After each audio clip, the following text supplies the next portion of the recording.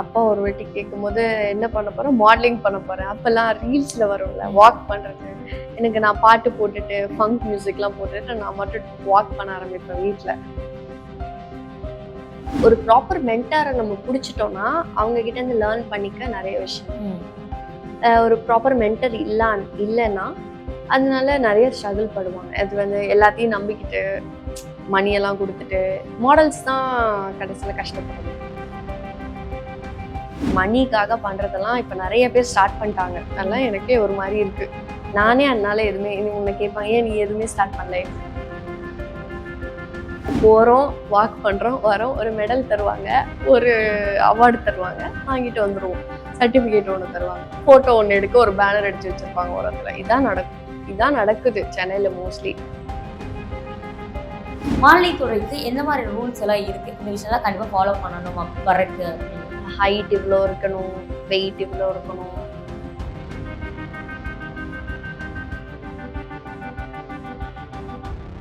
மாடலிங்க்கு எப்படி இன்ட்ரெஸ்ட் வந்துச்சு? Modelling start பண்ணலாம் அப்படிங்கிற ஒரு தாட் எப்போ வந்துச்சு? மாடலிங் ஸ்டார்ட் பண்ணலான்னு ஆக்சுவலி சின்ன வயசுலேருந்தே எனக்கு பிடிக்கும். அப்போ அப்பா ஒரு வாட்டி கேட்கும்போது என்ன பண்ண போறேன், மாடலிங் பண்ண போறேன். அப்பெல்லாம் ரீல்ஸ்ல வரும்ல, வாக் பண்றது. எனக்கு நான் பாட்டு போட்டுட்டு ஃபங்க் மியூசிக்லாம் போட்டுட்டு நான் மட்டும் வாக் பண்ண ஆரம்பிப்பேன் வீட்ல. அப்போ கேட்கும்போது என்ன மாடலிங்ல என்ன இருக்கு அப்படின்னு. எனக்கு அப்படின்னா என்னன்னே தெரியாது டீப்பா. பட் எனக்கு ஏதோ அப்ப தோணுச்சு. அதே மாதிரி என் ஃபேமிலியில கேட்கும்போது என்ன ஆக போறேன், ஆக்டர் ஆக போறேன் அப்படின்னு சின்ன வயசுல சொன்னேன். பட் அதெல்லாம் ஓரளவுக்கு பண்றேன்ற போது ஏதோ மேபி ஃபேட் அப்படின்ற மாதிரி இருக்கு எனக்கு. ஓகே. சோ அந்த சும்மா ரீல்ஸ்னால தான் மாடலிங் அப்படின்னு. ரீல்ஸ் கூட கிடையாது. ஒரு ஒரு இதுன்னு வச்சுக்கோங்க. எனக்கு ஏதோ வாக் பண்ண ரொம்ப பிடிச்சிருக்கு. அந்த பீட்டுக்கு வாக் பண்ணும்போது லைக் நீங்க தான் அங்க ஹீரோயின் ஆர் மெயின் கேரக்டர் எனர்ஜின்ற மாதிரி அப்படி ஃபீல் ஆகுது. ஓகே. இந்த மாடலிங் துறைக்கு உள்ள வரும்போது வந்துட்டு நிறைய பேர் ஃபேஸ் பண்ற ஒரு விஷயம், கரெக்டான டீம் கிடைக்காது. கரெக்டான ஒரு ப்ராப்பரா வந்துட்டு டீச் பண்ண ஆள் இருக்க மாட்டேங்கிறாங்க அப்படின்னு சொல்றாங்க. உண்மைதானா அதெல்லாம்? ஆமா. நெறைய இடத்துல இது. ஏன்னா ஒரு ப்ராப்பர் மென்டார நம்ம புடிச்சிட்டோம்னா, அவங்க கிட்ட இருந்து லேர்ன் பண்ணிக்க நெறைய விஷயம். ஒரு ப்ராப்பர் மென்டர் இல்லன்னா, அதனால நெறைய ஸ்ட்ரகிள் படுவாங்க. அது வந்து எல்லாத்தையும் நம்பிக்கிட்டு மணியெல்லாம் குடுத்துட்டு மாடல்ஸ் தான் கடைசியில கஷ்டப்படணும். ஒரு ப்ராப்பர் மென்டார்னா, நீ நெக்ஸ்ட் லெவலுக்கு எப்படி போகணும்னு உன்ன கைட் பண்ணுவாங்க. ஓகே. சில பேர் வந்து அவங்க கிட்டயே வச்சுக்கணும். மாடல்ஸ் எங்கேயுமே போகக்கூடாது. அவங்களுக்குள்ளேயே வச்சுக்கணும். 4 செவுத்துக்குள்ளதான் இருப்பாங்க. அந்த மாடல்ஸ்லாம் பாருங்க, எனக்கு தெரிஞ்சவங்க நெறைய பேர் இருக்காங்க. இங்கேயே தான் இருக்கேன், நான் எதுவுமே பண்ண மாட்டேங்கிறேன். நீ ஏன் இவ்வளவு பண்ற? ஏன்னா நான் எக்ஸ்ப்ளோர் பண்றேன். ஓகே, இது எப்படி இருக்கும், இது எப்படி இருக்கும், நானா போய் கத்துக்கிறேன். அதனால எனக்கு தெரியுது.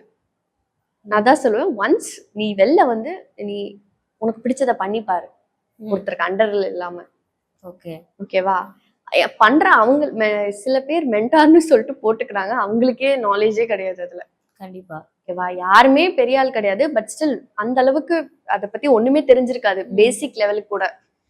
சோ அந்த ஒரு டீம் ஃபார்ம் பண்ணா போதும், நானும் மென்டார் தான் அப்படின்ற மாதிரி இப்போ சில பேருக்கு மைண்ட் செட் வந்துருச்சு.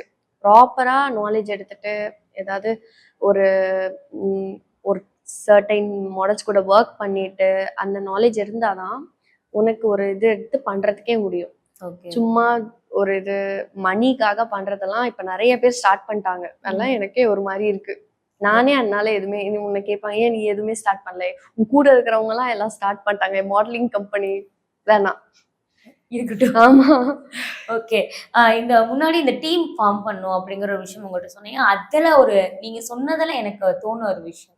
இந்த மாடலிங்ல நிறைய பேர் கேட்கிற ஒரு அப்கமிங் மாடல் வந்து இருக்கிற ஒரு டவுட் என்னவா இருக்குன்னா, என்ன போறோம் மால்ல ஒரு வாக் பண்றோம், அப்படியே வந்துடுறோம், அப்படியே போறோம் வாக் பண்றோம், ஒரு மெடல் கொடுப்பாங்க. இந்த மாடலிங்ல இருந்து அடுத்த லெவலுக்கு ஒரு கத்துக்கிறதுக்கு என்ன இருக்கு, என்னவா ஆக போறேன் அப்படிங்கிற ஒரு டவுட் இருக்குல்ல. இந்த மாடலிங் ஃபீல்டுக்குள்ள நான் வந்துட்டேன் அப்படின்னா என் ஃபியூச்சர்ல என்னென்ன மாதிரி விஷயங்கள்லாம் எனக்கு நடக்கும்?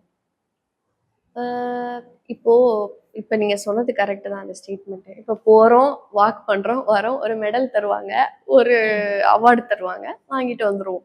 சர்டிபிகேட் ஒண்ணு தருவாங்க, போட்டோ ஒண்ணு எடுக்க ஒரு பேனர் அடிச்சு வச்சிருப்பாங்க ஓரத்துல. இதான் நடக்குது சென்னையில மோஸ்ட்லி. பட் அதுவே எவ்ரி வீக்கெண்ட் அதுவே நடந்ததுன்னா நீ என்ன கத்துப்ப? அதே வாக்கு தான். ம். அந்த வாக்கு கூட ஸ்டேஜ்ல பாதி பேர் ப்ராப்பரா பண்றது கிடையாது. எனக்கே அந்த நாலேஜ் கிடையாது. நானும் அங்க இருந்தேன்னா அதே நாலேஜோட தான் இருந்திருப்பேன். ஓரளவுக்கு எனக்கு நல்ல மென்டார் கிடைச்சதால, அவங்க கிட்ட இருந்து கத்துக்கிட்டதால, அவங்க மூலமா எக்ஸ்ப்ளோர் பண்ணதால, ஓரளவுக்கு எது ப்ராப்பர் வாக், எது ப்ராப்பர் வாக் இல்ல அப்படின்றது எனக்கு ஓரளவுக்கு எனக்கு டிஃபைன் பண்ண தெரியுது. ஓகே. அத நான் ஒத்துப்பேன். வாக் பண்ணதுக்கு அப்புறம் இந்த துறைக்கு வந்துட்டேன் அப்படின்னா, இதனால எனக்கு என்னென்ன விஷயங்கள்லாம் எனக்கு கிடைக்கும் அப்படிங்கிற ஒரு மைண்ட் ம். ஆ, செட்டோட எல்லாரும் ஆ, இருக்காங்கல்ல. ஆ.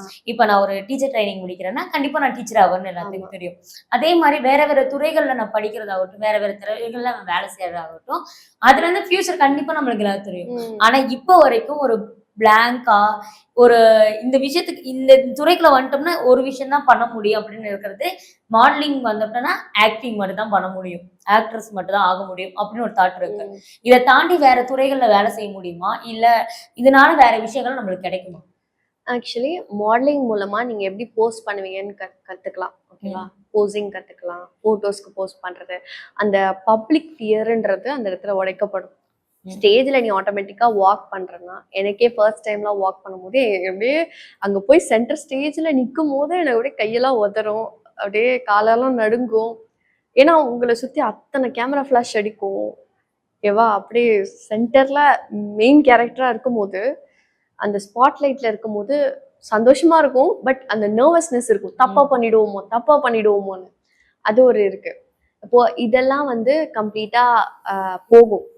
மாடலிங் பண்ணா. அதே மாரி ஃபோட்டோஸ்க்கு போஸ்ட் பண்ண கத்துப்போம். இது மூலமா நமக்கு ஆட் ஷூட்ஸ் கிடைக்கும். டிவிசி ஆட்ஸ் கிடைக்கும். ம். மாடல்ஸ் தான் கேட்பாங்க. ஏன்னா ஓகே. அவங்களுக்கு போஸ்ட் பண்ண தெரியும். கேமரா ஆங்கிள் தெரியும். கேமராவ எப்படி பார்க்கணும்னு தெரியும். சோ இந்த விஷயங்கள்லாம் இதெல்லாம் இருக்கு. அ இந்த இந்த மாடலிங் அப்படின்னு எடுத்துட்டோம்னா அப்படின்னா, ரூல்ஸ் அப்படிங்கிறது சில விஷயங்கள் இருக்கும். மாடலிங் துறைக்கு எந்த மாரி ரூல்ஸ் எல்லாம் இருக்கு? இந்த விஷயம்லாம் கண்டிப்பா ஃபாலோ பண்ணணும் வரக்கு அப்படின்னு. ஜாயின் பண்றது கேட்குறீங்களா? ம். அப்படியெல்லாம் எனக்கு தெரிஞ்ச எந்த இதுவும் இல்ல. சில இதுல இது போடுறாங்க. ஹைட் இவ்ளோ இருக்கணும், வெயிட் இவ்ளோ இருக்கணும். அது வந்து பெர்ஃபெக்ஷன் பார்க்குற இது. ம். ஓகே. ஓகேவா? அதெல்லாம் ப்ராப்பரா பண்றது. ப்ராப்பர். பட் ம். நார்மலா இப்ப இருக்கிற ஜெனரேஷன் பண்ணணும்னு ஆசைப்படுறவங்க, அ நார்மலாவே பண்ணலாம். அதெல்லாம் ஒண்ணும் பிரச்சனை கிடையாது.